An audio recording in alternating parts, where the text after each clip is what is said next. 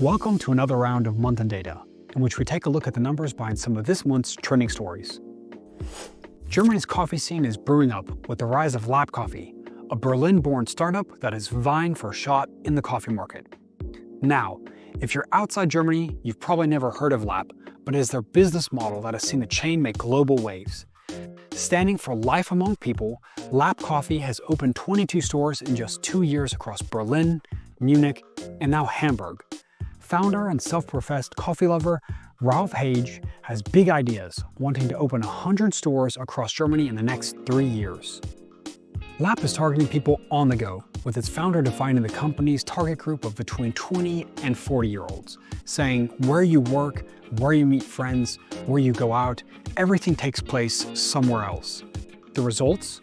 Costs are lower, interior design and furnishing are reduced, and the automated machines and pre-orders reduce error rates and wastages all at a faster pace. So, what does this mean for the customer? Well, a Lab cappuccino will currently cost you €2.50, around half the price for a similar beverage in Berlin. So, how did a small startup expand to 22 stores in just 2 years? And how do they plan to finance an expansion to 100 stores within the next 3? Well, Lab Coffee has some big venture capital investors, and although the amount of backing is of yet unknown, it is probably that it's somewhat sizable, as each of the investors has taken a rather large cut of the business. It has not all been plain sailing for Lab though. There is a concern that VC backing gives Lab an advantage that sole operator cafes just can't compete with, potentially driving smaller operations out of business. Lab argue that by targeting the masses in times where people have less disposable income, other independent cafes will benefit from increased traffic in those areas. From fast coffee to fast fashion, Société des Grands Magasins, SGM, the company that manages some of France's most prestigious department stores, announced that Chinese fast fashion brand Shein would open 6 physical stores in France.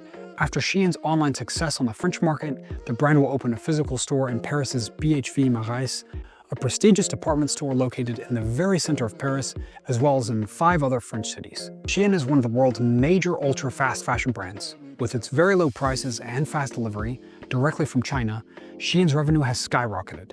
This is made possible thanks to very short production cycles, automated systems sending products directly from factories to consumers, and very frequent new collections. Between January and September 2022, Shein had added over 300,000 new collections to its website, whereas Zara had added less than 7,000. And until now, one of the mantras of the Shein business strategy has been no permanent locations.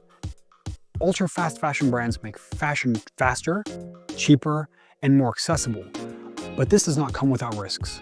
For vulnerable employees, for the environment, for designers who claim to have been exploited, and even for consumers, as some products are said to contain toxic chemicals. Shein's largest market is the US, representing over 28% of the brand's sales, while France is Shein's 4th most important market. AI is never far from the news, and this month leading tech companies continue to pour unprecedented sums in artificial intelligence, catapulting the infrastructure behind AI further into the investment spotlight.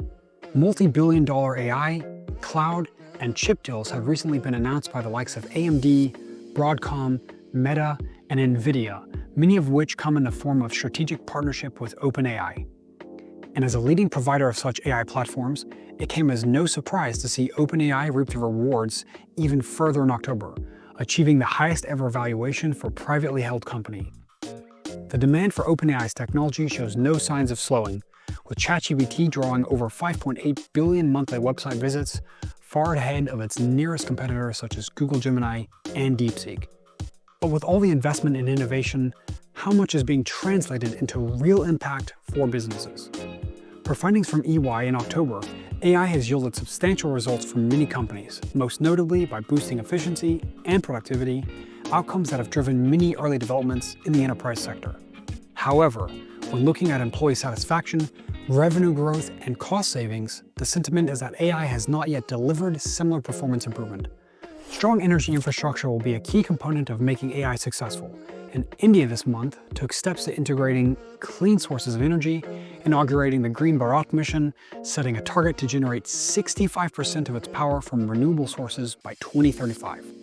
As the most populous nation on Earth and the third highest in terms of emissions, achieving the target of 65% carries the potential for significant environmental impact.